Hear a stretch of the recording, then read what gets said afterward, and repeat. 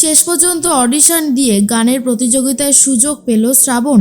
সম্পূর্ণ জানতে ভিডিওটিতে একটি লাইক করে প্রথম থেকেই দেখতে থাকো। গল্পের শুরুতেই দেখা যায় শ্রাবণকে নিয়ে ওম চলে গেছে গানের অডিশনের জায়গায়। এরপর শ্রাবণের খুব নার্ভাস লাগতে থাকে, আর তখনই ওম বলে, কি হচ্ছে শ্রাবণ, তোমার কি খুব চিন্তা হচ্ছে? শ্রাবণ তখন বলে, তা তো হচ্ছে, আসলে আমি তো কোনোদিনও প্রতিযোগিতায় নাম দেইনি, তাই একটু বেশি ভয় করছে। ওম তখন বলে, নাম দাওনি তো কি হয়েছে, আমি জানি এবারে তুমি জিতবেই, তোমাকে যে জিততেই হবে, তোমার গানের গলা অনেক ভালো, তাই তোমাকে হারানোর মতন ক্ষমতা এখানে কারোর হবে না। আর তখনই শ্রাবণ বলে, দেখাই যাক কি হয়।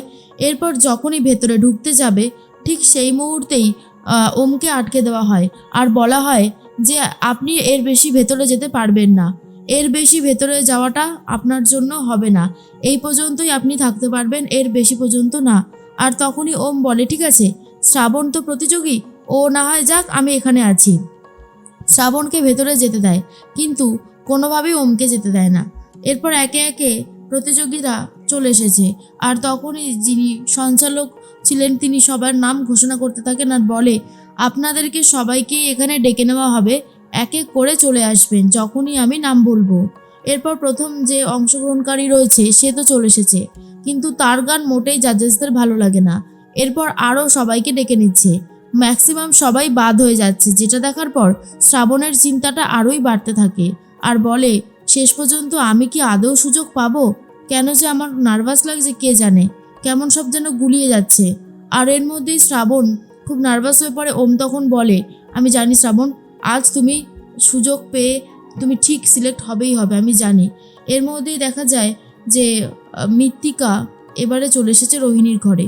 রোহিণী তখন বলে, এ কি, সব ভিডিও আছে, আমি যে সানায়ের সাথে ভিডিওটা করলাম কই, সেটা তো দেখতে পাচ্ছি না, সেটা কোথায়?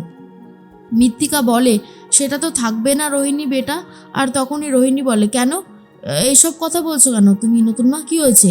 মৃত্তিকা তখন বলে, কি আবার হবে, অনেক কিছুই হয়েছে, তোমার ওই ভিডিওটা থাকলে যে শ্রাবণের অনেক কুকীর্তি ধরা পড়ে যাবে, তাই জন্যই ওটা নেই। কথাটা শোনার পর মৃত্তিকা বলে, কিসের কুকীর্তি ধরা পড়বে? আর বৌদিভাই কী কুর্তি বা কী কুর্তি করেছে সেটা আমাকে বলবে? বৌদিভাই কোনো কুকীর্তি করতে পারে বলে আমার মনে হয় না। তার মধ্যেই চলে এসেছে টিকলি। টিকলি দরজার পাশ থেকে সমস্ত কথা শুনতে থাকে। আর মৃত্তিকা তখন বলে, যে ভিডিওটা তুমি করেছিলে সেই ভিডিওটাতেই আসল অপরাধীকে দেখা গেছে, সেই ভিডিওটায় আসল অপরাধীর ছবি আছে, সেই জন্যই তোমাকে ভিডিওটা দেখতে দেয়নি।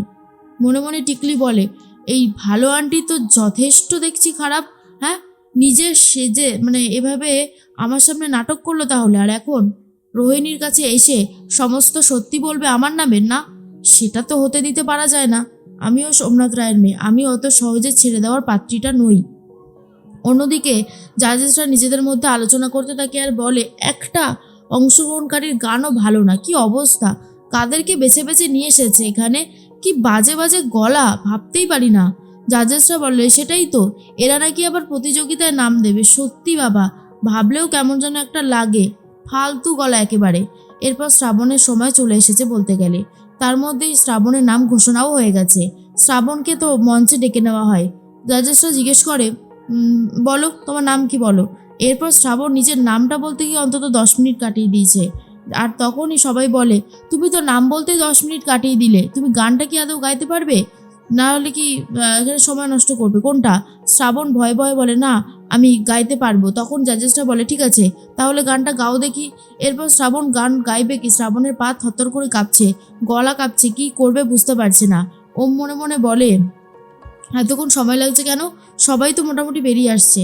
এরপরেই একজন জাজেস বলে, এর নামে না স্পেশাল পারমিশন করিয়েছে আর কি মেন্টার, কিন্তু এই মেয়েটার গলা তো একদমই কাঁপছে, কী করে গান গাইবে? তখন বলে, আরে বাবা, স্বপ্ন দেখতে তো ট্যাক্স লাগে না, স্বপ্ন দেখছে সবাই বড় সিঙ্গার হবে, যা গলা।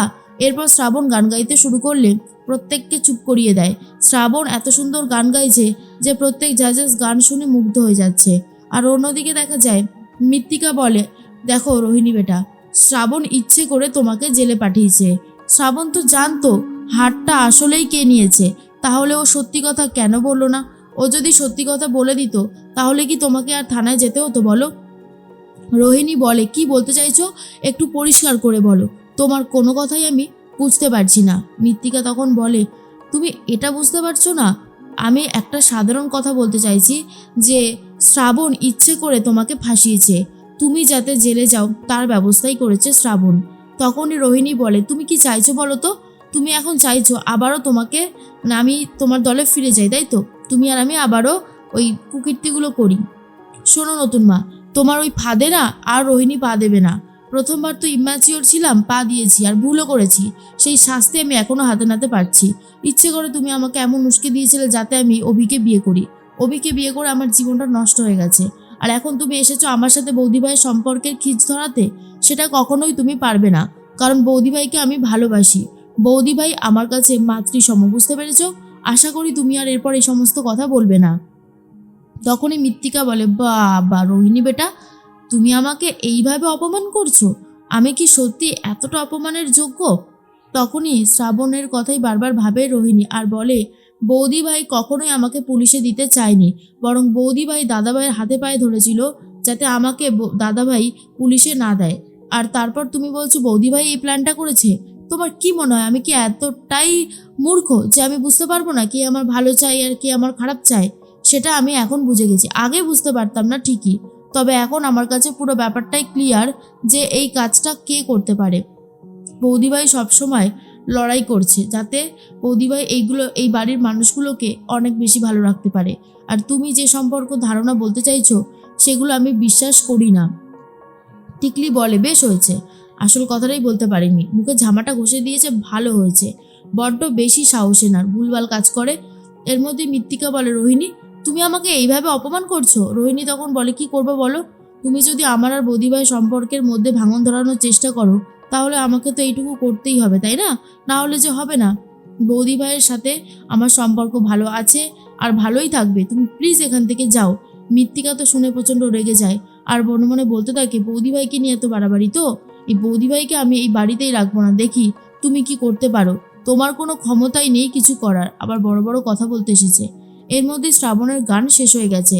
শ্রাবণের জন্য প্রথম যে জাজেস ছিল সে তো গ্রিন সিগন্যাল দিয়ে দিয়েছে, আর নিয়ম অনুযায়ী 4 জনের মধ্যে 3 জনকে গ্রিন সিগন্যাল দিতে হবে। যদি 3 জন গ্রিন সিগন্যাল দেয় তাহলে সেই অংশগ্রহণকারী ফাইনাল রাউন্ডে যাবে, মানে মেন রাউন্ডে যাবে। আর তখনই শ্রাবণের জন্য একজন তো দেখিয়ে দিয়েছে, বাকিরা ডিসকাস করছে নিজেদের মধ্যে যে কি করবে না করবে। শ্রাবণ একটু ভয় পেয়ে যায়, কিন্তু বাকিরাও বলে যে এই মেয়েটার গানের গলা সত্যিই ভালো, এই মেয়েটাকে এখানে রাখাটা দরকার। আর তারপর তারাও গ্রিন সিগন্যাল দিতেই শ্রাবণ কিন্তু একদম সুযোগ পেয়ে গেছে, আর তাতে ওমও খুব খুশি। কেমন লাগলো আজকের আপডেটটি? কমেন্টসে জানাতে ভুলো না।